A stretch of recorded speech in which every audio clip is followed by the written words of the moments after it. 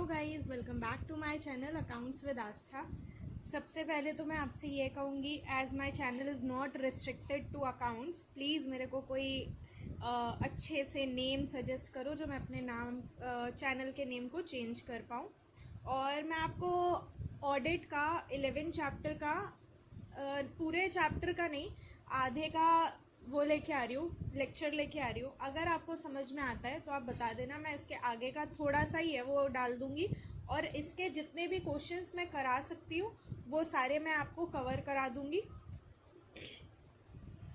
और अगर आपको लेक्चर पसंद आए तो प्लीज़ कमेंट में मेरे को थोड़ा सा हाइप अप कर देना, क्योंकि मेरे को पढ़ाने से पहले ही मेरे को बहुत डर लग रहा है, क्योंकि मैं पहली बार कोई थ्योरी सब्जेक्ट किसी को पढ़ाने जा रही हूँ।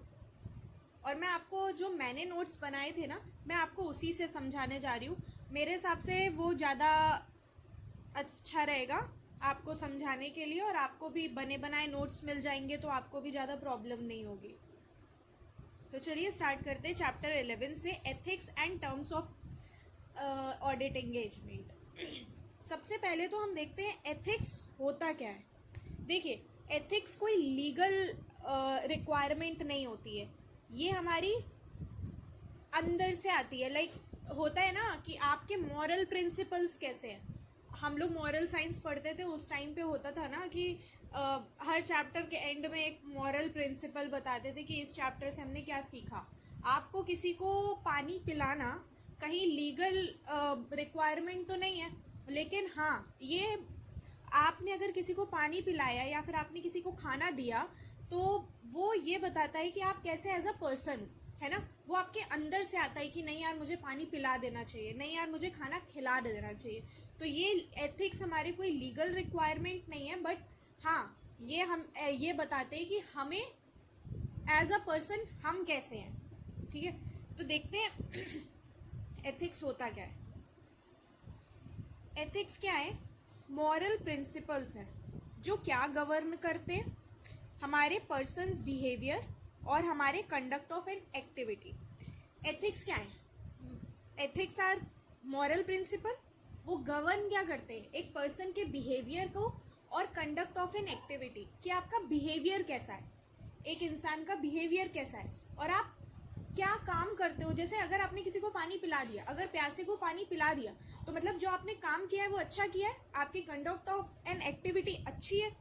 और अगर आपने पानी नहीं पिलाया तो इसका मतलब एज अ पर्सन भी आप अच्छे नहीं और काम भी अच्छा नहीं कर सकते। तो ये दोनों ही नहीं होगा। ठीक है, ये कहाँ आती है? अंदर से आती है, विच कम्स इंट्रिंसिकली, हमारे अंदर से आती है कि हमें पानी पिला देना चाहिए, हमें भूखे को खाना खिला देना चाहिए। ठीक है, ये किस में होती है? हमारी हैबिट और टेम्परामेंट में क्या होती है? इनकलकेट होती है ऑलरेडी। वो होती है, क्या बोलते हैं उसे, एग्जिस्ट करती है। किसमें? आपकी हैबिट और टेम्परामेंट में। ये क्या, एक स्टेट ऑफ माइंड है। आप कैसा सोचते हो। आपको किसी के लिए अच्छा करना है तो आपके एथिक्स अच्छे हैं, अगर आपको किसी के लिए अच्छा नहीं करना तो आपके एथिक्स अच्छे नहीं। ठीक है, साइंस और रूल है किसका? कंडक्ट का, of conduct of an activity.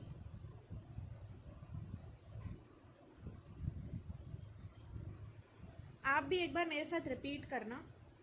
ठीक है, एथिक्स क्या है? एथिक्स क्या है? मॉरल प्रिंसिपल्स हैं, क्या गवर्न करते हैं एक पर्सन के बिहेवियर को और कंडक्ट को। ठीक है, कहाँ से आते हैं? अंदर से आते हैं, विच कम्स इंट्रिंसिकली। इनकलकेट कहाँ होते हैं? हैबिट और टेम्परामेंट में। ये क्या है? एक स्टेट ऑफ माइंड है। और क्या है? साइंस और रूल है किसका? Conduct of an activity.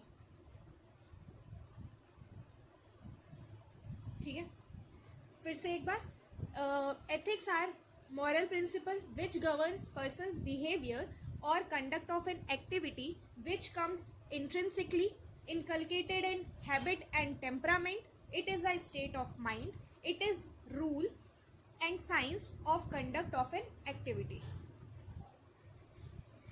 ये तो हमने इन जनरल पढ़ लिया कि हमारे एथिक्स क्या होते हैं, लेकिन अब इनकी ज़रूरत हमें ऑडिट में क्यों पड़ रही है? तो अब हम पढ़ते हैं नीड फॉर प्रोफेशनल एथिक्स। ठीक है, देखिए, सिर्फ और सिर्फ अपनी लाइफ में ही अच्छा करना ज़रूरी नहीं है, आपको एज अ ऑडिटर भी एथिक्स को फॉलो करना पड़ता है, ठीक है। तो अब इसलिए हम पढ़ रहे हैं किसमें, अपने ऑडिट में ये चैप्टर, और ये फाइनल में ना बहुत बड़ा चैप्टर है, लाइक इसका वेटेज भी काफ़ी है। अभी तो आपका ये छोटा सा चैप्टर है इसमें, लेकिन फाइनल में ये और भी बड़ा हो जाता है।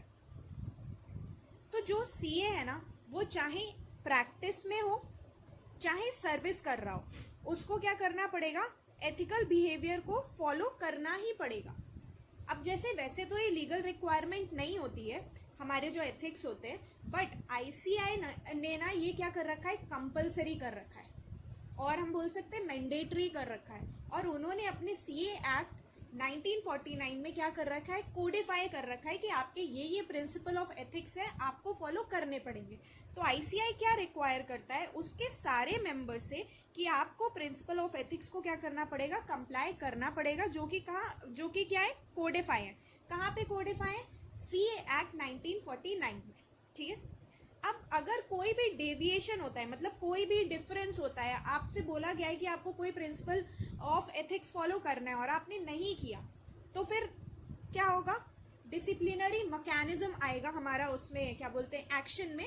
और उससे क्या हो सकता है, या तो आपको फाइन लग सकता है, आपका सस्पेंशन हो सकता है, आपकी मेंबरशिप ही रिमूव करी जा सकती है, और जो भी उन्हें सही लगेगा वो किससे कर सकते हैं, आपके मेंबरशिप से।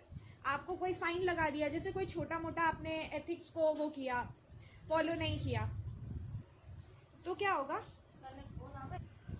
तो वो क्या लगा देंगे, आपका फाइन लगा देंगे। उससे थोड़ा बड़ा होगा तो आपको कुछ टाइम के लिए सस्पेंड कर देंगे। उससे कुछ बड़ा होगा तो क्या करेंगे, आपका मेंबरशिप ही रिमूव कर देंगे, बनो फिर से सीए, फाउंडेशन से लेके करो फिर इंटर फाइनल तक आप फिर से अपनी मेंबरशिप लो। और हो सकता है आपको बैन ही कर दें कि आपको अब सीए आप कर ही नहीं सकते, आपने इतना बड़ा कोई फ्रॉड कर दिया। तो फिर इसलिए हमें क्या ज़रूरी होता है, प्रिंसिपल ऑफ एथिक्स को क्या करना, फॉलो करना। फ्रॉड करना हमारे एथिक्स के अगेंस्ट है, वैसे तो वो लीगल रिक्वायरमेंट भी है, और वैसे हमारे वो सीए में, ऑडिट में, तो हमारा जो भी प्रिंसिपल ऑफ एथिक्स है ना, वो हमारे लिए लीगल रिक्वायरमेंट ही है। वैसे तो वो लीगल रिक्वायरमेंट नहीं होती है, बट हाँ सीए में है, आई मीन ऑडिट में है। तो क्या है, जो भी हमारे सीए चाहे प्रैक्टिस में हो चाहे सर्विस में हो, उनको क्या करना पड़ेगा, एथिकल बिहेवियर को फॉलो करना ही पड़ेगा। आईसीआई चाहता है कि उसका जितने भी मेंबर है वो सब के सब क्या करें, प्रिंसिपल ऑफ एथिक्स को फॉलो करें, और जो भी कोडिफाइड है अंडर सीए एक्ट 1949। और अगर कोई भी डेविएशन होता है तो हमें क्या करना पड़ेगा, हमारा जो डिसिप्लिनरी मैकेनिज्म है वो क्या आएगा, एक्शन में आएगा, और वो क्या कर सकता है, आपको फाइन लगा सकता है, आपका सस्पेंशन कर सकता है, आपका रिमूवल कर सकता है, या फिर उसे जो सही लगे वो आपके मेंबरशिप से कर देगा, ठीक है। अब ये है प्रिंसिपल बेस्ड अप्रोच और रूल बेस्ड अप्रोच। देखो, प्रिंसिपल बेस्ड क्या होता है, जैसे हम ये बोल सकते हैं मॉरली आप कैसे हैं, ठीक है, जो आपके अंदर से आता है, स्पिरिट बोलती है। और रूल बेस्ड है कि उन्होंने कोई रूल बना दिया है, ये आपको फॉलो करना ही करना है। सबसे पहले हम आते हैं प्रिंसिपल बेस्ड अप्रोच में। ये क्या है, एक स्पिरिट ऑफ एथिक्स है जो कि हमें क्या अंदर से आता है, तो हम कंप्लाई कर देते हैं। और इसमें क्या होता है, ये ना मैंने यहाँ पे थोड़ा सा गलत लिख दिया था, accountant exercises professional judgement, professional judgement के बाद आएगा ये लाइन जो है, ठीक है। तो हमारा क्या है, अकाउंटेंट को क्या एक्सरसाइज करना है, प्रोफेशनल जजमेंट, सिचुएशन के हिसाब से, जो किस पर बेस करता होगा, आपकी नॉलेज, आपकी स्किल और आपकी एक्सपर्टीज में। ये जो हमारे प्रिंसिपल बेस्ड अप्रोच होते हैं वो क्या है, वो रिक्वायर करते हैं, मतलब आप कंप्लाई करोगे किससे, स्पिरिट ऑफ एथिक्स से, मतलब जो आपके अंदर से आ रहा है। और अकाउंटेंट को ये एक्सरसाइज करना होता है प्रोफेशनल जजमेंट में, कैसे, एवरी सिचुएशन में, किसके बेसिस पे, आपके जो भी प्रोफेशनल नॉलेज है, प्रोफेशनल स्किल है, प्रोफेशनल आपकी जो भी एक्सपर्टीज़ है, उसके हिसाब से। रूल बेस्ड अप्रोच में क्या होता है, ये हमें स्ट्रिक्टली फॉलो करने ही होते हैं। इसमें हमारे ऑलरेडी क्या होते हैं, इस्टेब्लिश्ड रूल होते हैं जो हमें फॉलो करने ही करने होते हैं, ठीक है। इसमें क्या होता है, नैरो आउटलुक है, जो आपको रूल बना के दे दिया आपको उसके हिसाब से ही फॉलो करना है, कोई भी वो नहीं कर सकते, अपने हिसाब से कोई भी चेंजेस नहीं कर सकते। और इसमें जो स्पिरिट ऑफ एथिक्स होते हैं ना, उसको हम क्या कर देते हैं, ओवरलुक कर देते हैं, कि हम स्पिरिट ऑफ एथिक्स को फॉलो नहीं करते, रूल्स को फॉलो करते, अपनी अंतरात्मा को फॉलो नहीं करते, रूल्स को फॉलो करते हैं जो ऑलरेडी बने हुए हैं। ठीक है, ये सारे सिचुएशन में पॉसिबल नहीं है, क्योंकि रूल्स हर सिचुएशन के लिए नहीं बनाए जा सकते। कि हमें किसी को पानी पिलाना है, वो हमारा मन है कि हम उसे पानी पिलाते या नहीं पिलाते, उसमें क्या बोलते हैं, उसको लेके कोई रूल नहीं बन सकता। अभी तो नहीं है, तो हम क्या करेंगे, स्पिरिट ऑफ एथिक्स फॉलो करेंगे। अगर आगे चल के उसके लिए कोई रूल बन गया तो वो क्या बन जाएगा, रूल बेस्ड अप्रोच बन जाएगा। लेकिन अभी किसी को पानी पिलाना, वो हमारे लिए क्या है, प्रिंसिपल बेस्ड अप्रोच है, कि वो हमारे स्पिरिट से आ रही है, अंदर से आ रही है, तो हमने उसे पानी पिला दिया, वो कोई हमारी लीगल रिक्वायरमेंट नहीं है। इसीलिए ये हर सिचुएशन के लिए नहीं बन सकता, तो ये हर सिचुएशन में पॉसिबल भी नहीं है। और ये क्या है, रिजिड है। अब रूल जैसा बन गया वैसा बन गया, आपको फॉलो करना ही पड़ेगा। आप अपने हिसाब से वो उसको मॉडिफाई नहीं कर सकते हो, रूल जैसा है वैसा ही है। अगर आपको सीधे जाके लेफ्ट होना है तो आप सीधे जाके ही लेफ्ट होगे, अगर आपके पास कोई शॉर्टकट है तब भी आप नहीं कर सकते हो। ठीक है, अब हम पढ़ते हैं fundamental principles of professional ethic के फंडामेंटल प्रिंसिपल्स क्या होते हैं। 5 हैं, मेरे साथ बोलिएगा, पहले मैं बोल देती हूँ फिर आप बोलिएगा। Integrity, objectivity, professional competence and due care, confidentiality और प्रोफेशनल बिहेवियर। 5 होते हैं, कौन कौन से, integrity, objectivity, professional competence and due care, confidentiality और हमारा प्रोफेशनल बिहेवियर। इंटीग्रिटी में क्या आता है कि हमारे जो भी ऑडिटर है ना, मतलब अकाउंटेंट है, उसको क्या होना चाहिए, स्ट्रेट फॉरवर्ड होना चाहिए, सीधा सीधा बोलो, कोई घुमा फिरा के नहीं। क्योंकि कभी कभी होता है ना, ऑडिटर भी चाहेगा कि ये क्लाइंट हमारा बहुत मतलब पैसे वाला लग रहा है, तो हम क्या करते हैं, इसको थोड़ा घुमा फिरा के थोड़ा बटरिंग करके कर लेते हैं, क्या पता आगे चल के इससे हमें कोई एम्प्लॉयमेंट मिल जाए। नहीं, आपको क्या होना चाहिए, अकाउंटेंट को या ऑडिटर को क्या होना चाहिए, स्ट्रेट फॉरवर्ड होना चाहिए, ऑनेस्ट होना चाहिए, कोई झूठ नहीं बोलना चाहिए कि नहीं वो उसे वही सेम चीज़ अगर उससे लग रहा है आगे चल के कोई हमारा वो है, क्या बोलते हैं, इसका क्लाइंट से कोई फ़ायदा हो सकता है, तो वो ऑनेस्ट नहीं है, वो ट्रुथफुल भी नहीं है, वो सच भी नहीं बोल रहा, फेयर डीलिंग भी नहीं। अब वो क्या कर रहा है कि उसका जो भी ऑडिटर है ना, वो काला धंधा करता है, और वो क्या कर रहा है, उसी को वाइट मनी में चेंज करके बता दे रहा है, कन्वर्ट करके बता दे रहा है कि इन्होंने यहाँ से कमाया है। लेकिन क्या उन्होंने फेयर डीलिंग करी, नहीं। उसने क्या किया, उनके क्लाइंट ने उसे ज़्यादा पैसे दिए और उसने उसको ब्लैक मनी को वाइट मनी में कन्वर्ट कर दिया, तो ये फेयर डीलिंग नहीं हुई। उन्हें एक अकाउंटेंट को क्या होना चाहिए, स्ट्रेट फॉरवर्ड होना चाहिए, ऑनेस्ट होना चाहिए और ट्रुथफुल होना चाहिए और फेयर डीलिंग करनी चाहिए। और कोई भी स्टेटमेंट जो कि फॉल्स और मिसलीडिंग है, उससे हमें जानते हुए एसोसिएट नहीं होना चाहिए। जैसे अननोइंगली तो हो जाते हैं कोई भी, लेकिन नोइंगली नहीं होने चाहिए कि आप जानते थे कि वो फॉल्स और मिसलीडिंग स्टेटमेंट है, लेकिन तब भी आपने क्या किया, चलो ठीक है अब मैं नहीं बताता हूँ, क्योंकि आपको ज़्यादा पैसे मिल रहे हैं या फिर हो सकता है आपका कोई रिलेशन हो उसमें से, जो भी। पर आप क्या कर रहे हो, आप सच नहीं बता रहे हो, आपने नोइंगली उससे एसोसिएट हो गए कि आपको पता था लेकिन तब भी आपने वो होने दिया। ठीक है, नहीं, ये नहीं होना चाहिए। तो इंटीग्रिटी में क्या होता है, एक अकाउंटेंट जो होता है उसको क्या होना चाहिए, स्ट्रेट फॉरवर्ड होना चाहिए, ऑनेस्ट होना चाहिए, ट्रुथफुल होना चाहिए, फेयर डीलिंग करनी चाहिए, और कोई भी स्टेटमेंट जो कि मिसलीडिंग और फॉल्स है उससे नोइंगली एसोसिएट नहीं होना चाहिए। ठीक है, ऑब्जेक्टिविटी में क्या है, हमारा क्या बोलते हैं, प्रोफेशनल जजमेंट कॉम्प्रोमाइज़ नहीं होना चाहिए। किसकी वजह से, बायसनेस की वजह से, कॉन्फ्लिक्ट ऑफ इंटरेस्ट की वजह से और अनड्यू इन्फ्लुएंस की वजह से, कि आप बायस्ड हो सकता है आपको वो जो क्लाइंट है ना, क्लाइंट आपको पसंद आती है, मतलब आपको क्लाइंट पे थोड़ा क्रश है, तो आप क्या कर रहे हो, आप बायस्ड हो जा रहे हो उसकी तरफ। अब कॉन्फ्लिक्ट ऑफ इंटरेस्ट, जैसे आपका जो क्लाइंट है वहाँ की सीनियर CEO कौन है, आपकी वाइफ ही है, तो आपकी जब वाइफ है तो आप इंटरेस्ट में तो कॉन्फ्लिक्ट हो ही जाएगा ना, क्योंकि आप तो ये चाहोगे कि आप अपनी वाइफ के अगेंस्ट बोल ही नहीं सकते, अगर आप बोलोगे तो घर से निकाल दिए जाओगे। तो इस वजह से आप बोल ही नहीं सकते। तो और ये हो सकता है अनड्यू इन्फ्लुएंस भी ऐसे ही, जैसे आपकी वाइफ है, ठीक है, वहाँ पे, और आपको वहाँ का वो करना है, ऑडिट करना है, तो आप नहीं कर सकते, क्योंकि अगर वहाँ कुछ गलत भी हो रहा होगा आप नहीं बता सकते। देखो वो सब तो मजाक की बात है, वैसे भी लोग नहीं बताते। इसी वजह से लॉ में ही ये रिक्वायर्ड है कि हम किसी भी कंपनी का ऑडिट नहीं कर सकते जहाँ पे खुद हम कुछ होल्ड करते हैं, या फिर हमारी रिलेटिव या फिर हमारा कोई स्पाउस उसमें कोई भी कुछ भी परसेंटेज होल्ड करता है, हम वहाँ पे नहीं कर सकते। 1 लाख का है बट अगर आप होल्ड करते हो तब तो नहीं करोगे, ठीक है। तो हमारा प्रोफेशनल जजमेंट कॉम्प्रोमाइज़ नहीं होना चाहिए। किसकी वजह से? बायसनेस की वजह से, कॉन्फ्लिक्ट ऑफ इंटरेस्ट की वजह से और अनड्यू इन्फ्लुएंस की वजह से। Professional competence and due care, इसमें क्या करना होता है, हमें अटेन और मेंटेन करना होता है अपना प्रोफेशनल नॉलेज और स्किल को। आपको हमेशा ये पता होना चाहिए कि हमारे प्रोफेशनल जो भी आपको प्रोफेशनल नॉलेज और स्किल हमेशा अटेन और मेंटेन करके रखनी चाहिए, हमेशा बना के रखनी चाहिए। कोई भी नई नॉलेज आ रही है तो आपको पता होनी चाहिए कि ये चेंजेस आए हैं, ठीक है।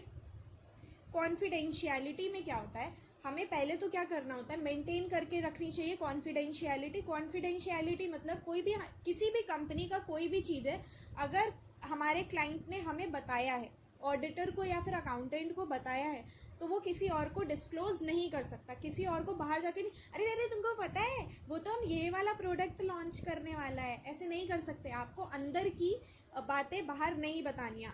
अगर आपने बता दिया तो हो सकता है आपको, हो क्या सकता है, आप पे केस हो जाएगा, हो सकता है वो आपका रिमूव कर दे, सस्पेंड कर दे आपकी मेंबरशिप, जैसा उन्हें सही लगेगा, ठीक है। वैसे तो हमें क्या करके रखनी है, मेंटेन करके रखनी है कॉन्फिडेंशियलिटी, लेकिन कब तक, जब तक वो कोई हमारा जो परमिट या फिर रिक्वायर नहीं कर रहा। कौन? लॉ। हो सकता है लॉ ने ही बोला है कि नहीं, आप परमिशन है कि आप उनकी कॉन्फिडेंशियलिटी डिस्क्लोज कर सकते हो सकता है हमारे एम्प्लॉयर या फिर क्लाइंट ने ही ऑथराइज कर दिया कि हाँ हमें कोई प्रॉब्लम नहीं है, आप ये बात बाहर बता सकते हो, ठीक है। और हो सकता है कि उसकी प्रोफेशनल ड्यूटी हो कि उसे अगर कोई भी अंदर की बात पता चल रही है, हो सकता है उसकी प्रोफेशनल ड्यूटी, हो सकता है कि वो वहाँ पे इन्वेस्टिगेशन करने ही गया हो। अगर वो इन्वेस्टिगेशन करने गया है तो वो अंदर की बातें तो बाहर बताएगा ही ना। लेकिन अगर ये तीनों में से कोई भी चीज़ नहीं है तो फिर आपको क्या करना है, कॉन्फिडेंशियलिटी मेंटेन करके रखनी है, आपको कोई भी बात अंदर की बाहर नहीं बतानी है। प्रोफेशनल बिहेवियर, आपको क्या करना है, कंप्लाई करना है लॉ और रेगुलेशन से, और आप कोई भी अननोइंगली इंगेज नहीं होने चाहिए किसमें, किसी भी एम्प्लॉयमेंट में, किसी भी ऑक्यूपेशन में, किसी भी एक्टिविटी में जो आपको क्या करता है, इंटीग्रिटी, ऑब्जेक्टिविटी और प्रोफेशनल ड्यूटी से क्या करता है, इम्पेयर करता है। इम्पेयर करना मतलब खराब करता है, कि आपकी इंटीग्रिटी को खराब कर रहा है, आपकी ऑब्जेक्टिविटी को खराब कर रहा है, या फिर आपकी प्रोफेशनल ड्यूटी को खराब कर रहा है, ठीक है। तो अब फिर से एक बार रिवाइज करते हैं। हमारे प्रोफेशनल एथिक्स के फंडामेंटल्स कितने होते हैं? 5 होते हैं। Integrity, objectivity, professional competence and due care, और हमारा क्या बोलते हैं उसे, कॉन्फिडेंशियलिटी और प्रोफेशनल बिहेवियर। इंटीग्रिटी में क्या होता है, आपको स्ट्रेट फॉरवर्ड होना चाहिए, ऑनेस्ट होना चाहिए, ट्रुथफुल होना चाहिए और फेयर डीलिंग करनी चाहिए, और कोई भी स्टेटमेंट जो फॉल्स या मिसलीडिंग है उसमें नोइंगली आप एसोसिएट नहीं होने चाहिए। फिर आता है हमारा ऑब्जेक्टिविटी। ऑब्जेक्टिविटी में क्या होता है, आपकी प्रोफेशनल जजमेंट कॉम्प्रोमाइज़ नहीं होनी चाहिए। किसकी वजह से? बायसनेस की वजह से, कॉन्फ्लिक्ट ऑफ इंटरेस्ट की वजह से, या फिर अनड्यू इन्फ्लुएंस की वजह से। अब professional competence and due care में हमें क्या करना है, अटेन और मेंटेन करके रखनी है किसको, अपनी प्रोफेशनल नॉलेज और स्किल को।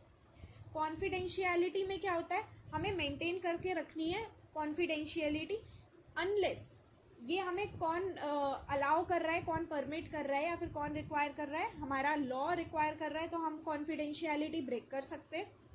और उसके बाद अगर हमारे ऑथराइज कर दिया एम्प्लॉयर ना या फिर क्लाइंट ने, तो भी हम ब्रेक कर सकते हैं, या फिर उसकी प्रोफेशनल ड्यूटी है तो फिर तो वो करेगा ही।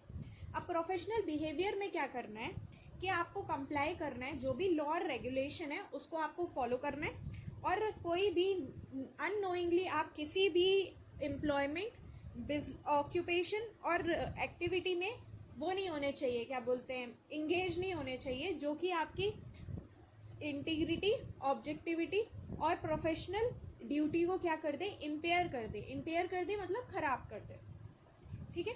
अब इंडिपेंडेंस ऑफ ऑडिटर, आपने ये चीज़ पढ़ी होगी फर्स्ट चैप्टर में कि इंडिपेंडेंस का मतलब क्या होता है। इंडिपेंडेंस का मतलब होता है कि कोई भी पर्सन किसी भी विशेस और डायरेक्शन में क्या नहीं होना चाहिए, सबॉर्डिनेट नहीं होना चाहिए किसी और पर्सन के। जैसे कि ये हमारा क्लाइंट ए है, ठीक है, ये और ये हमारा ऑडिटर है, ठीक है। अब क्या है, क्लाइंट ए ने ऑडिटर को क्या किया है, इंगेज किया है। और ये तुम्हें पता है क्लाइंट ए कौन है, उसकी जीएफ है।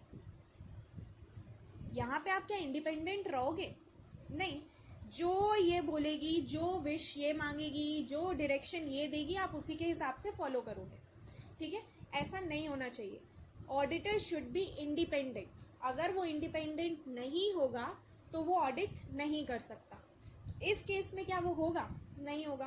तो आपको क्या करना पड़ेगा, अब देखिए, हमारा जो भी जजमेंट है वो किसी और पर्सन के विशेस और डायरेक्शन में के हिसाब से नहीं होना चाहिए, जिसने भी आपको क्या किया है, इंगेज किया है। जैसे यहाँ पे ए ने इंगेज किया है ऑडिटर को, और ऑडिटर उसका बॉयफ्रेंड है, ऑब्वियसली वो उसकी बात मानेगा ही, नहीं मानेगा तो ब्रेकअप हो जाएगा, है ना। तो judgement of a person is not subordinate on wishes और direction of another person who has engaged. Judgement of a person is not subordinate on wishes और डायरेक्शन ऑफ हुम, ए, जो उसकी गर्लफ्रेंड है, जिसने क्या किया है, उसको इंगेज किया है। उसकी जजमेंट, उसकी विशेस और डायरेक्शन में हम नहीं बहेंगे, हमें खुद का ही ओपिनियन देना है, किसी और के विशेस और डायरेक्शन में ओपिनियन नहीं देना है। अब देखो, दो होते हैं, दो इंटरलिंक पर्सपेक्टिव होते हैं हमारे ऑडिट इंडिपेंडेंट के। एक होता है इंडिपेंडेंस ऑफ माइंड और होता है इंडिपेंडेंस इन अपीयरेंस। देखो, आप दिमाग से भी इंडिपेंडेंट होने चाहिए और आप क्या दिखने भी चाहिए कि इंडिपेंडेंट हो। आप पता है जो दिमाग में चल रहा है आपके कि नहीं इस पे तो मेरा क्रश है, ठीक है, तो आप दिमाग से तो नहीं, आप ओपिनियन अच्छा ही दोगे, अनमॉडिफाइड नहीं दोगे, मॉडिफाइड नहीं दोगे, अनमॉडिफाइड ही दोगे, है ना। मॉडिफाइड मतलब बुरा और अनमॉडिफाइड मतलब अच्छा, ठीक है। और अब जैसे आप दिख रहे हो ऐसे कि नहीं, आप तो दिमाग से आपके कुछ भी हो, लेकिन आप दिख रहे हो एकदम, आप किसी के वो जो भी आपका क्लाइंट है उस पर आप एकदम लट्टू हो। आप कोई दूसरा बड़े आराम से देख के बता सकता है कि यार ये क्या बताएगा, ये क्या इंडिपेंडेंट होगा, देखो कैसे उसके पीछे पीछे घुमा करता है। ऐसा नहीं होना चाहिए, आप दिखने भी चाहिए क्या, इंडिपेंडेंट। देखो, जो हमारा स्टेट ऑफ माइंड है ना, वो परमिट करे कि आपका प्रोविज़न कैसा होना चाहिए, ओपिनियन जो है वो किसी और के इन्फ्लुएंस में नहीं होना चाहिए। कि आपकी एक्स गर्लफ्रेंड ने बोला कि यार प्लीज़ ऐसा कर देना, यार ये गड़बड़ हो गई है, प्लीज़ इसको मतलब अनमॉडिफाइड ही दे दे, बोल देना नहीं देखा, या फिर इस चीज़ को मतलब कैसे भी करके इसको नेगेटिव से पॉजिटिव बना दे, है ना। तो आप वो नहीं करना है, आपको इंडिपेंडेंट रहना है। अगर कोई गड़बड़ है तो आपको क्या करना है, उसको बताना है अपनी ओपिनियन में, ठीक है। आप जो भी स्टेट ऑफ माइंड है ना, उसे परमिट करना चाहिए कि आप ओपिनियन जो भी दे रहे हो वो बिना किसी उसके दे रहे हो, क्या बोलते हैं, इन्फ्लुएंस के दे रहे हो। और जिसको देख के ऐसा लगे कि हमारा जो इंडिविजुअल है ना, उसने किससे एक्ट किया है, उसने इंटीग्रिटी, ऑब्जेक्टिविटी और प्रोफेशनल स्केप्टिज्म के साथ किया है। ऐसा आपका ओपिनियन देख के ऐसा ना लगे कि ये जो हो गया है कॉम्प्रोमाइज़ हो गया है, ये कॉम्प्रोमाइज़ नहीं होना चाहिए। तो हमारा इसमें क्या होगा, इंडिपेंडेंस ऑफ माइंड में, it is a state of mind that permits provision of opinion without being getting influenced thereby enabling an auditor नहीं enabling an individual to act with integrity, objectivity and professional skepticism. आप अपने दिमाग से क्या होनी चाहिए, आपका जो भी ओपिनियन है वो बिना किसी इन्फ्लुएंस के होना चाहिए.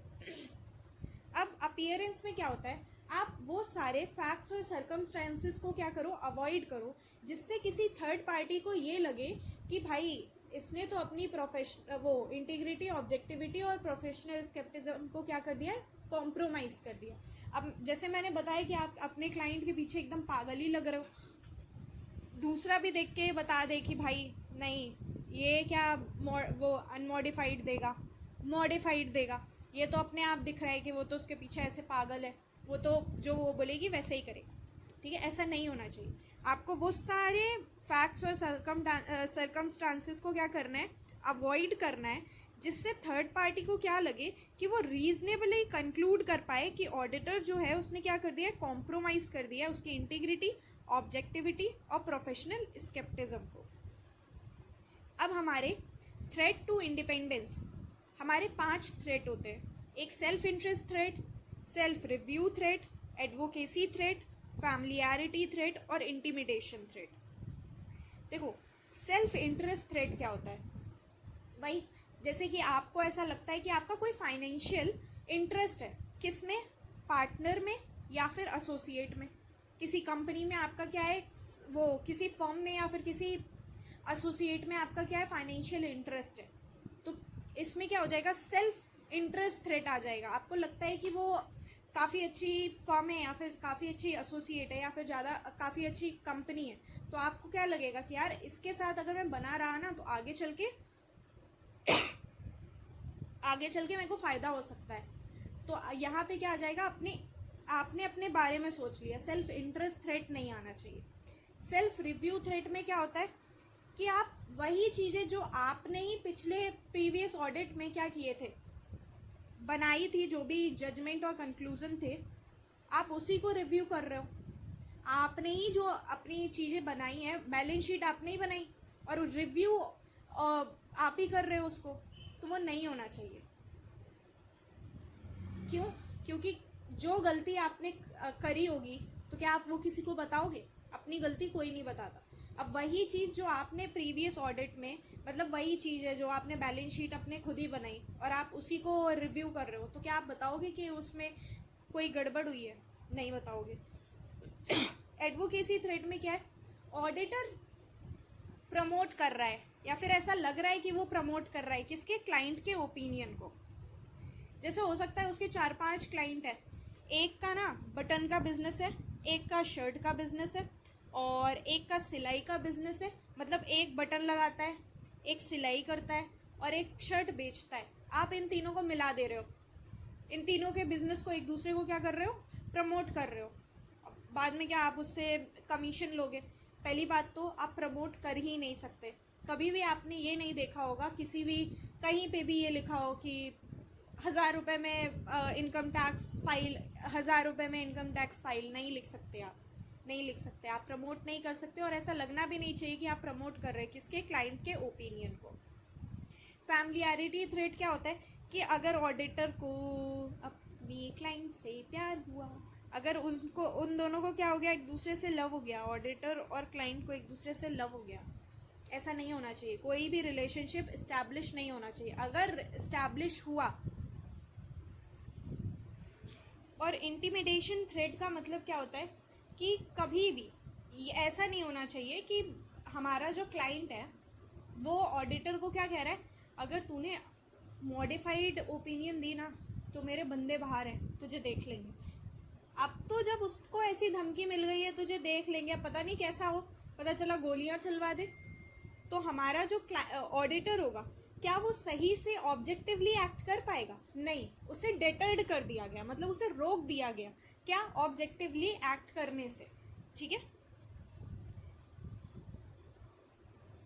अब सेल्फ इंटरेस्ट थ्रेट के हमारे कुछ एग्जाम्पल्स हैं. एग्जाम्पल्स जो भी है ना आपके जितने भी जिस भी चैप्टर में, वो सारे ही बहुत इम्पॉर्टेंट होते हैं क्योंकि हमारे पेपर में 2 से 3 एग्जाम्पल से रिलेटेड आ जाता है. और हमारे लिए एक फ़ायदा भी है और एक नुकसान भी है कि हमें वही एग्जाम्पल लिखने हैं जो हमारे ऑलरेडी आईसीआई ने ऑडिट के चैप्टर्स में लिख रखा है, हमें वही लिखने पड़ते हैं, हम अपने मन से बना के नहीं लिख सकते। Example of self interest threat का। सेल्फ इंटरेस्ट थ्रेट के एग्जाम्पल्स क्या हैं? पहला तो आपका कोई डायरेक्ट या फिर इनडायरेक्ट फाइनेंशियल इंटरेस्ट हो, किसमें? क्लाइंट के बिजनेस में, ठीक है। आपने कोई लोन या गारंटी दे रखी हो या ले रखी हो, किससे? अपने क्लाइंट से। कोई अनड्यू डिपेंडेंस हो आपके क्लाइंट की फीस पे, कि मतलब आपका कोई एक ही क्लाइंट है, ठीक है, अगर उसने बैक ऑफ कर दिया तो आपको दिक्कत हो जाएगी, आपको उसको खोने से डर लगता है, तो आप क्या है, आपका डिपेंडेंस है ना उसकी फीस पे, कि अगर ये क्लाइंट चला गया तो फिर तो मैं एकदम बेकार हो जाऊंगा। तो इस वजह से अगर आपका कोई अनड्यू डिपेंडेंस है उनकी फीस पे, तो इसलिए आप क्या डरते हैं कि ये एंगेजमेंट हम खो ना दें। कोई क्लोज रिलेशनशिप क्लाइंट या फिर किसका? ऑडिटर का।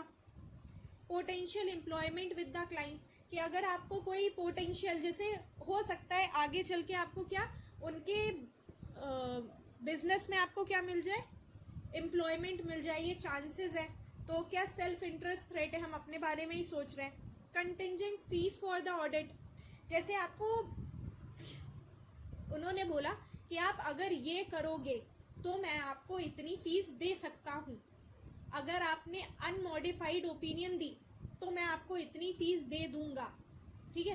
तो अगर आपने ये किया, किसी चीज पे डिपेंड होती है, किस पे? आपकी फीस, कि आपने अगर अच्छी ओपिनियन दी तो मैं आपको फीस ज़्यादा दे दूंगा, और अगर आपने कम दी तो फिर मैं मतलब ख़राब दी तो फिर जो भी फीस होगी वो देंगे। अब सेल्फ रिव्यू थ्रेट के हमारे क्या है? इंस्टेंसेस या फिर एग्जाम्पल्स बोल सकते हो। जैसे कोई हमारा ऑडिटर है जो अभी अभी किसी कंपनी का क्या डायरेक्टर या फिर सीनियर ऑफिसर बना है, तो सेल्फ रिव्यू थ्रेट हो जाएगा उसमें। पहले हो सकता है वो अकाउंटेंट हो, अब ऑडिटर बन गया, उसने अकाउंटेंट वाली सारे काम किए, उसने सारे बैलेंस शीट P&L सब बनाया, और अब वो ऑडिटर बन गया। अब उसको क्या करना है? उसको रिव्यू करना है, तो वो अपने ही काम को तो रिव्यू कर रहा है ना। अब जैसे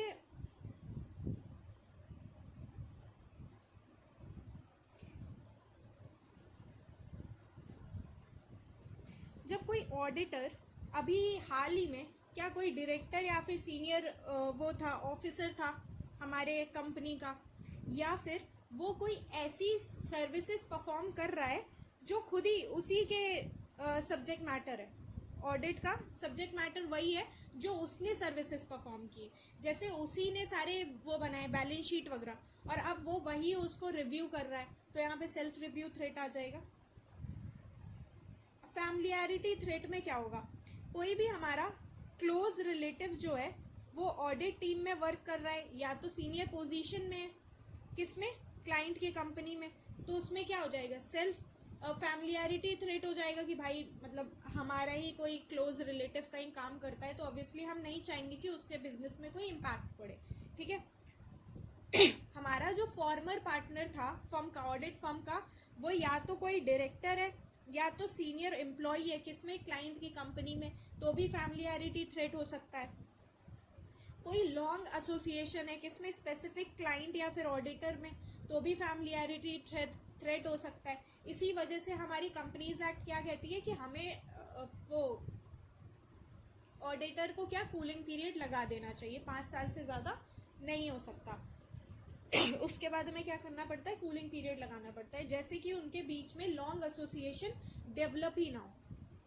कोई भी एक्सेप्टेंस हो रही है किसकी? सिग्निफिकेंट गिफ्ट की या फिर हॉस्पिटैलिटी की, कि वो हमारा क्लाइंट की कंपनी या फिर डायरेक्टर या फिर एम्प्लॉय क्या बोल रहे हैं कि हमारा जो फार्म हाउस है ना, आप वहाँ पे आराम से पार्टी कर सकते हैं, या फिर कोई सिग्निफिकेंट गिफ्ट, जैसे कोई कार गिफ्ट कर रहा है या फिर कोई लग्जरी बैग दे रहा है, लग्जरी शूज़ दे रहा है, तो इन सब में क्या है? ये सिग्निफिकेंट गिफ्ट ही है, तो हमारा फैमिलियरिटी थ्रेट इसमें भी क्या होगा?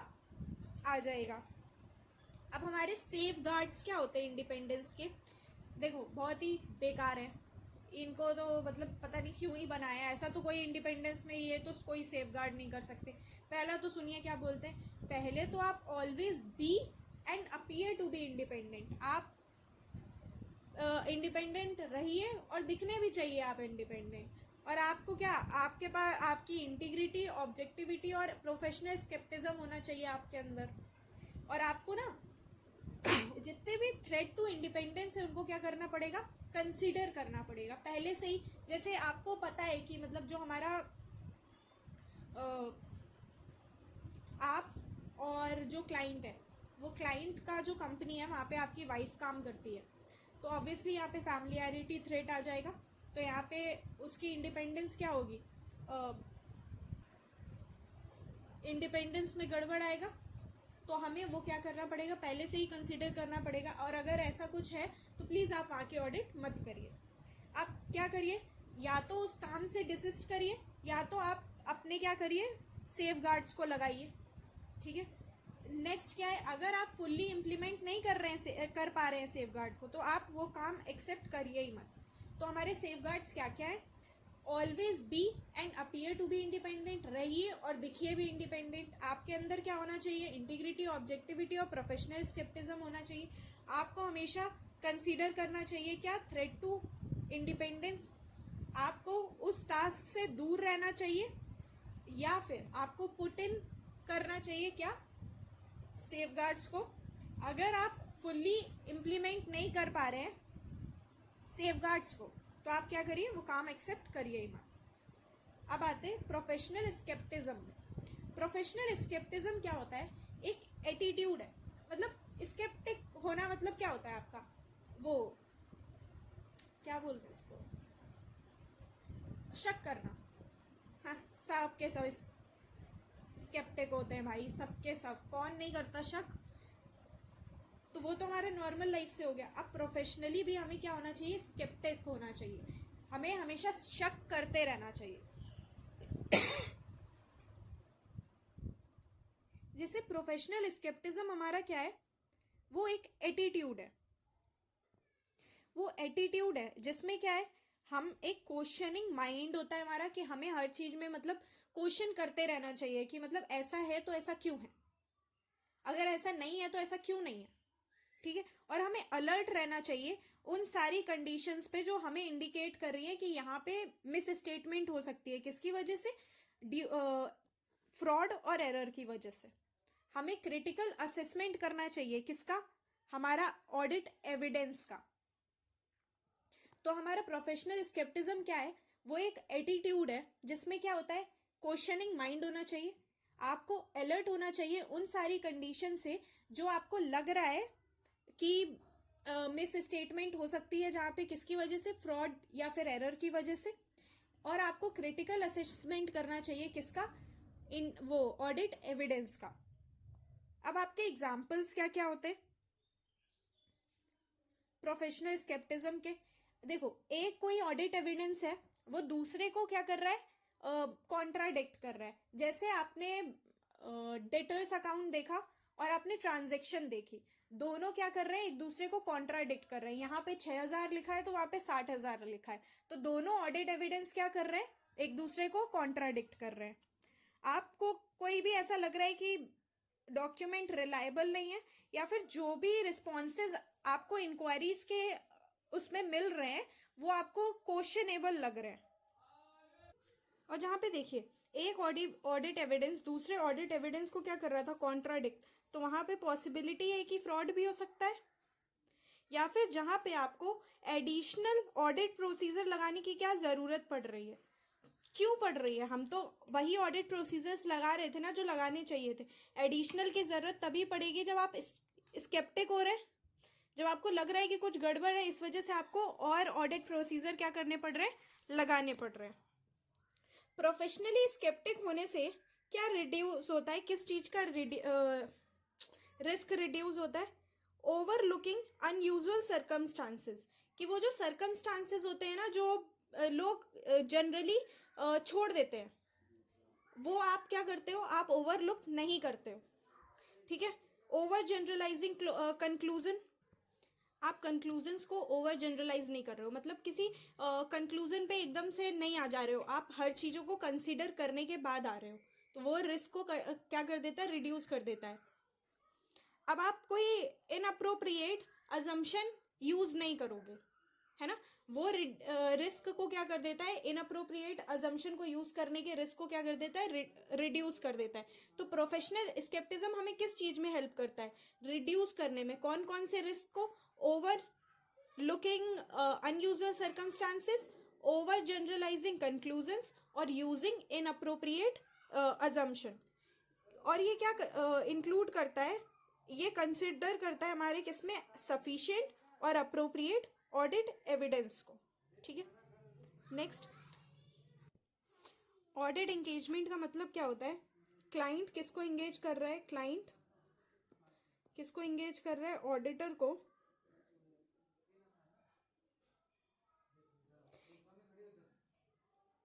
किस वजह से, ऑडिट करने के लिए फाइनेंशियल स्टेटमेंट की। तो ऑडिट एंगेजमेंट का मतलब क्या होता है, कौन एंगेज कर रहा है, क्लाइंट एंगेज कर रहा है किसको, ऑडिटर को, किस लिए, ऑडिट करने के लिए उसकी फाइनेंशियल स्टेटमेंट की। Audit engagement means engaging an auditor, किसके द्वारा, क्लाइंट के लिए, क्लाइंट के द्वारा, और किस लिए, audit for its financial statement. Terms of audit engagement, terms कौन कौन सी होती है, उसमें क्या होना चाहिए, ऑब्जेक्टिव और स्कोप होना चाहिए किसका, ऑडिट ऑफ फाइनेंशियल स्टेटमेंट का। रिस्पॉन्सिबिलिटीज मेंशन होनी चाहिए किसकी, ऑडिटर और मैनेजमेंट की। आइडेंटिफिकेशन ऑफ एप्लीकेबल एफआरएफ, क्या कोई एप्लीकेबल एफआरएफ इनके में लग रहा है, लग रहा है तो कौन सा लग रहा है, वो सब मेंशन करना पड़ेगा। और एक्सपेक्टेड फॉर्म और कंटेंट आपको लिखना पड़ेगा किसका, ऑडिट रिपोर्ट का, कि अगर आपको फॉर्म नंबर 3A भरना है तो भरना है, आपको मेंशन करना पड़ेगा कि ये वाला एक्सपेक्टेड फॉर्म है, इसमें हमें ये चीज भरनी है। ठीक है, एक्सपेक्टेड फॉर्म और कंटेंट भी आपको किसका लिखना पड़ेगा, ऑडिट फॉर्म का, ऑडिट रिपोर्ट का। तो ऑडिट एंगेजमेंट के टर्म्स क्या क्या होते हैं, ऑब्जेक्टिव और स्कोप किसके, ऑडिट ऑफ फाइनेंशियल स्टेटमेंट के। रिस्पॉन्सिबिलिटीज लिखनी है हमें ऑडिटर और मैनेजमेंट की, और हमें अगर कोई आइडेंटिफिकेशन हो रहा है किसका, एप्लीकेबल एफआरएफ का, तो वो लिखना है। और एक्सपेक्टेड रेफरेंस देना है आपको किसका, एक्सपेक्टेड फॉर्म और कंटेंट किसका, ऑडिट रिपोर्ट का। ठीक है, अब मैं सोच रही हूँ यहीं तक करते हैं। अगर आपको समझ में आया हो तो मेरे को बता दीजिएगा, मैं इसका पार्ट 2 भी डाल दूंगी। अगर आपको नहीं समझ में आया तो भी बता दीजिएगा, तो फिर मैं पार्ट 2 नहीं डालूंगी। मैं फालतू में अपना टाइम वेस्ट और आपका टाइम वेस्ट क्यों ही करूँ। अगर आपको समझ में आता है तो प्लीज़ मेरे को बताइएगा।